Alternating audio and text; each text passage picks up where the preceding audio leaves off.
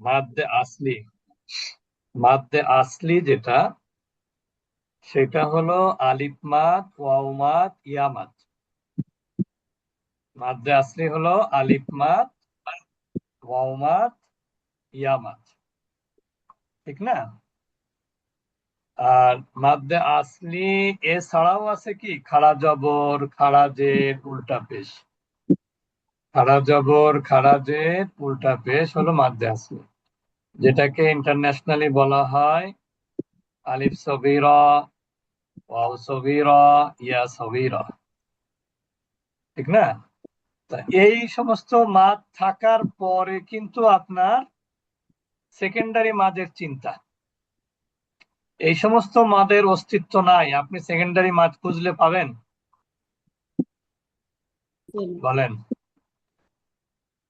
উত্তর দিতে হবে। এই সমস্ত মাদ নাই, কিন্তু সেকেন্ডারি মাদ খুঁজতেছেন, আপনি পাবেন? জি না স্যার। পাওয়া যাবে না।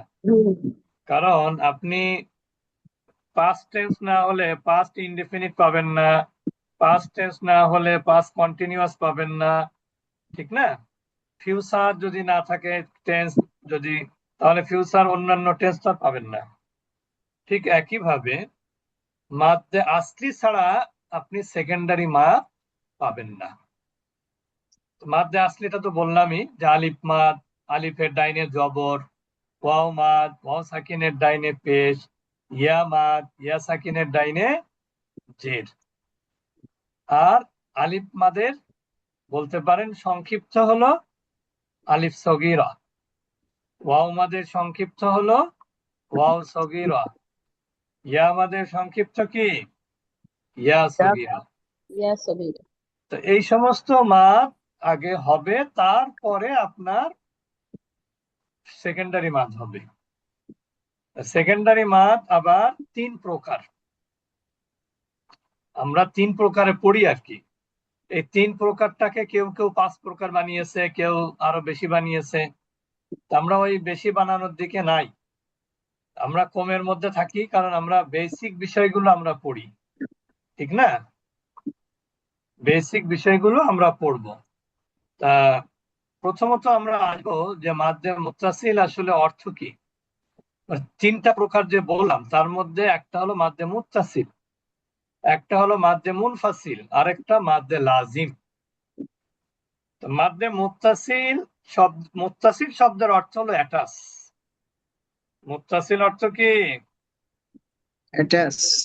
অ্যাটাচ। মুত্তাসিল অর্থ অ্যাটাচ। অ্যাটাচড। আর সংযুক্ত। আর মুনফাসিল অর্থ বিযুক্ত, ডিটাচড। ডিটাচ। আর মাদ্দে লাজিম হচ্ছে এটা আবশ্যকীয় মাদ, এখানে ডিটাচ অ্যাটাচ, তবে কার্যকলাপের মধ্যে অ্যাটাচই আছে। মাদ্দে লাজিম হওয়ার জন্য যে শর্ত, সেই শর্তের মধ্যে কি আছে? সেই শর্তের মধ্যে আছে অ্যাটাচ শর্ত আছে, বুঝতে পেরেছেন? সেই শর্তের মধ্যে কি আছে সবাই বলেন? অ্যাটাচড আছে। অ্যাটাচটা আছে, বুঝতে পেরেছেন? তার কারণ এরকম অনেক পাবেন যে ওয়াও এর পরে, ফা এর পরে এরকম পরবর্তী অক্ষরে সাকিন আছে, কিন্তু সেগুলো মাদ হচ্ছে না। সুতরাং এটা বইতে আছে কিনা আমি আসলে অনেকদিন গুলো বই দেখা হয় না, যার জন্য আমি দেখতে হবে ভাবতেছি, তো মনে থাকে না।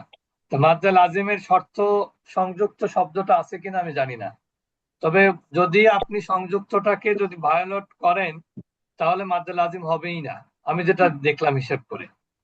তা যাই হোক, তা মাদ্দে মুত্তাসিল এবং মাদ্দে লাজিমের মধ্যে শেপগত কোনো পার্থক্য নাই। শেপ, শেপগত বোঝেন তো, যে মাদের চিহ্নের যে শেপ, সেটাতে গঠন। কোনো কি নাই, কোনো পার্থক্য নাই। তাহলে আপনি বুঝবেন কিভাবে?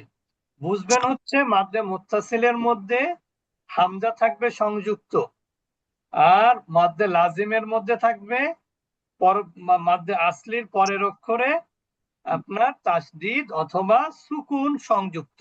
মনে থাকবে, যে কোনো অক্ষরের উপরেই আসতে পারে, এগুলো যে কোনো অক্ষরের উপরেই আসতে পারে।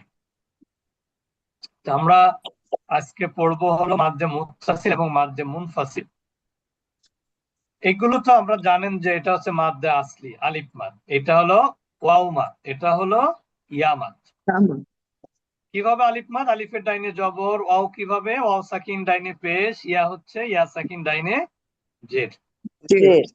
এরপরে দেখেন আমি যে কথাটা বললাম যে এখানে মাদ্দে আসলি আছে আলিফ মাদ, যা তার পাশেই দেখেন হামজা আছে। একই শব্দের মধ্যে, একই শব্দের মধ্যে মাদ্দে আসলির পরে কি আছে? হামজা হামজা। আছে। হামজা। একই শব্দের মধ্যে মাদ্দে আসলির পরে হামজা আছে। হামজা। এই জন্য এটা হলো মাদ্দে মুত্তাসিল। এই মুত্তাসিলের বৈশিষ্ট্য হলো হামজাটা একই শব্দের মধ্যে থাকা। শুধু একই শব্দের মধ্যে না, মাদ্দে আসলির পরেই একই শব্দে। হতে পারে যে মাদ্দে আসলির পরে বলতে পরবর্তী শব্দে হামজা, সেটা তো আর মুত্তাসিল হবে না, ঠিক না? একই শব্দ মানেই হলো মাদ্দে আসলির পরেই হামজা। একই শব্দের মধ্যে মাদ্দে আসলির পরেই হামজা। হামজা। মনে থাকবে? জি। এটা এখানে হচ্ছে আলিফ মাদের পরে হামজা। ইয়া জি উ, এখানে হচ্ছে ইয়া মাদের পরে হামজা। এটা ইয়া সাকিন ডাইনে জের, তারপরে দেখেন হামজা আছে একই শব্দের মধ্যে। শা, আলিফ মাদের পরে হামজা। ইয়াশা উ, আলিফ মাদের পরে হামজা একই শব্দের মধ্যে। মা উন, একই শব্দের মধ্যে মাদ্দে আসলির পরে হামজা। সাওয়াউন,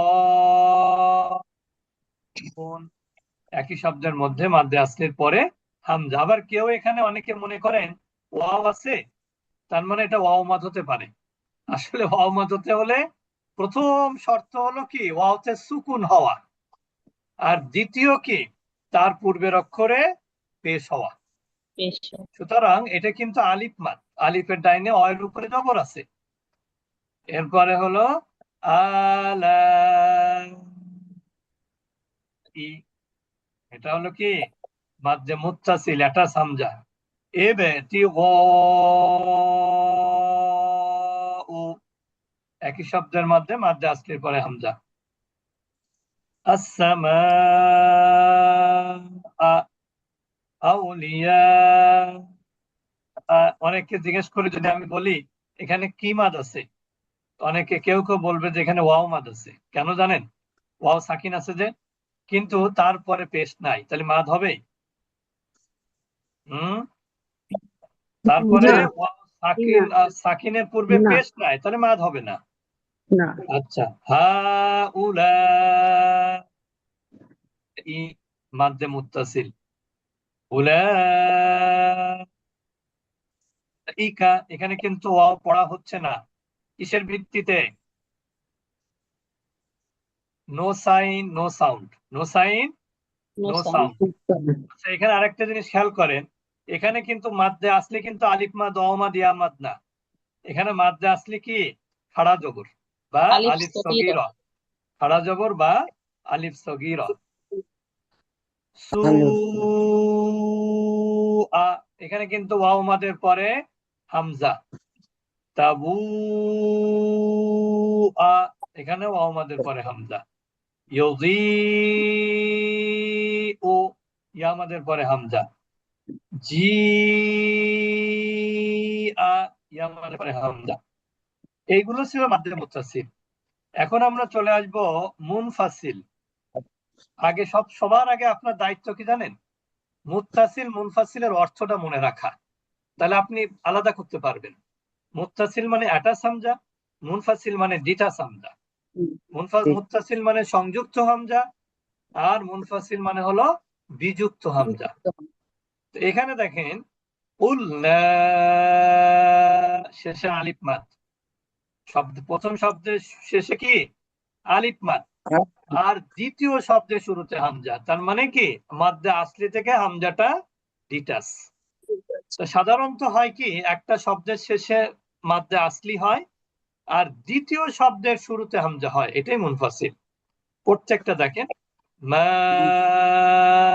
শেষ দেখেন এরপরে হামজা, মা জিলা ইল্লা আনফুসাহুম, মাদ্দা মুনফাসিল। ইল্লাটা আলিফ মাদ আর হামজাটা পরবর্তী শব্দের শুরুতে। ইয়াদা আবি, মাদ্দে মুনফাসিল, আলিফ মাদ একটা শব্দের শেষে, দ্বিতীয় শব্দের শুরুতে হামজা।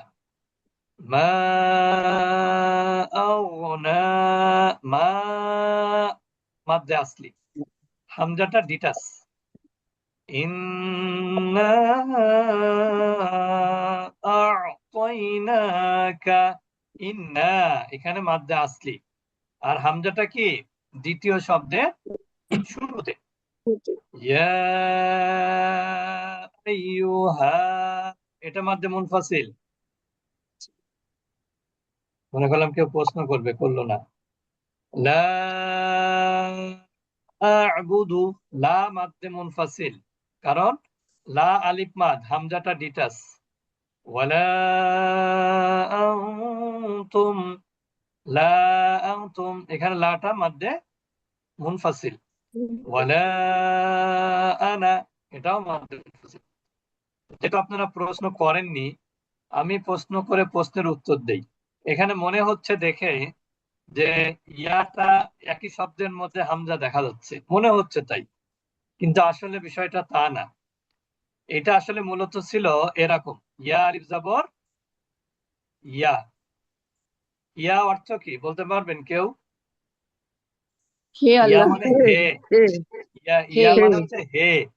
যেমন আমরা বলি না ও এইস, ও হে, অথবা হাই, মানুষকে ডাকার জন্য কি শব্দ ব্যবহার করি ইংলিশে?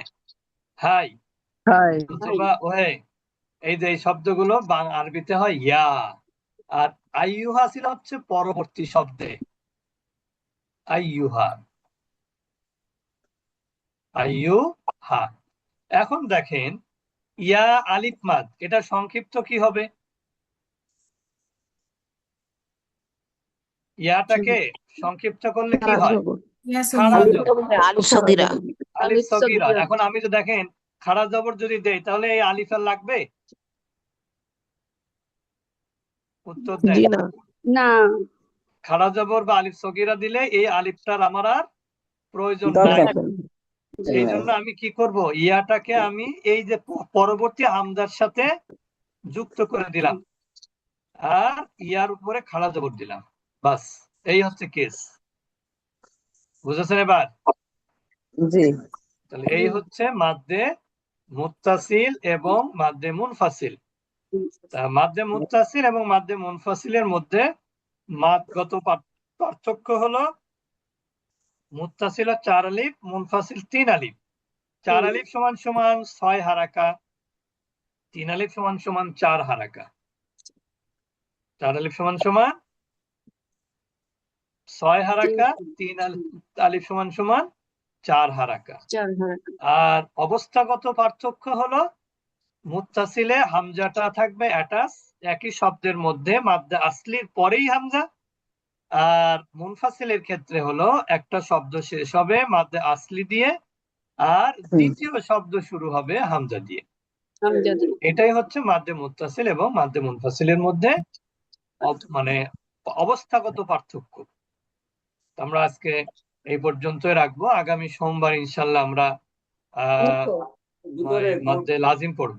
তবে আপনাদের জন্য সংবাদ হলো আমরা কিন্তু 50% কোরআন ও সালাত অনুধাবন এই কোর্সটা আমরা শুরু করেছি গত বৃহস্পতিবার। আমরা কিছু পড়াইনি, শুধুমাত্র কিছু ভূমিকা বলা হয়েছে আর কি।